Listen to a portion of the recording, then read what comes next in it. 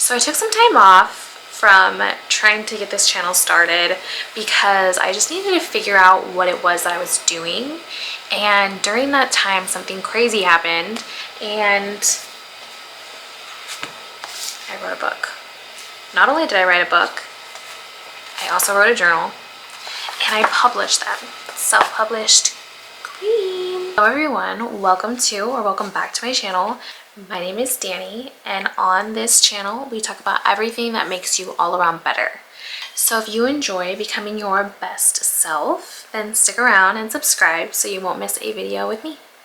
And if you're returning, thank you so much for sticking around and sticking it out, because I know I've been MIA for a very long time, but I'm back and I'm excited. I got so many new ideas that I want to share, and I would love to, once I explain my book and my journal, I would love to make this into a series and read through all the chapters and just give as much extra advice and just goods as I possibly can.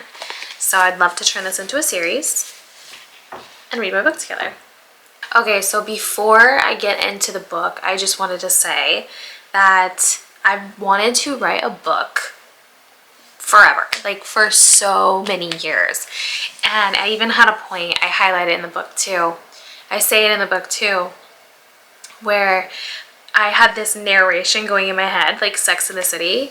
And I really just wanted to write a book. I wanted to have my work out there, and I did. I made it happen. So having that courage to not only write the book, but also to publish it and put my work out there for others to not only give me words of encouragement, but to possibly criticize, of course, is insane. I can't believe I did it, but I'm so excited, I'm so happy, and I'm so proud. So if there's something that you really have wanted to do, it feels so good, a whole new level of feeling good to see that idea that you've been wanting to make happen and become a reality actually come alive and become a reality. So I wrote a book and I wrote a journal, and it's so exciting and so scary at the same time.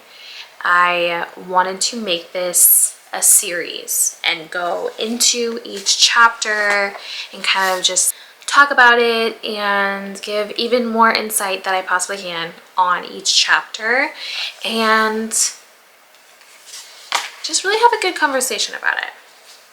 So I titled both my book and my journal Full of Yourself, A Guide to Becoming Your Most Audacious Self.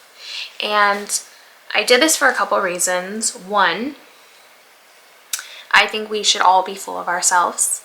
And I know that there's like this negative idea around being full of yourself, and that's fair because that's what we were all taught. But when I looked up the definition, and anyone can look it up, the definition states keywords like selfish, arrogant, conceited, those types of words. But in the same definition, there are keywords such as bold, brave, and courageous, and even more, to be honest.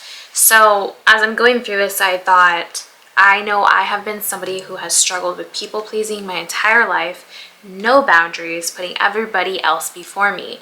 So my biggest thing was that I would love to be full of myself. I would love to put myself first. So when I did look into the definition and it had those contradicting keywords and the definition was just a little all over the place, I was like, I would love to, for me personally, to change the idea around being full of yourself. And I state in the book a couple different times that I don't feel like being full of yourself is only thinking about yourself. I feel as if it's thinking about yourself first. And that's why I wrote an entire book around it, and also an entire journal around it, because I do feel like it's so important that we understand it's okay to put ourselves first.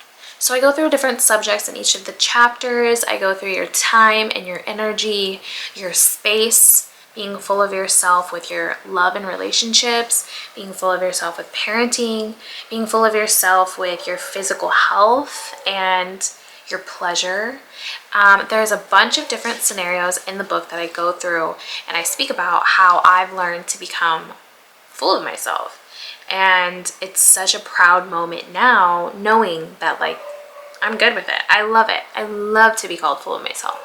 And I would love for anyone else who reads my book or follows along with me here have that same feeling when someone says they're full of themselves, because it's actually a good thing. I'm able to put myself first. I'm able to implement healthy boundaries.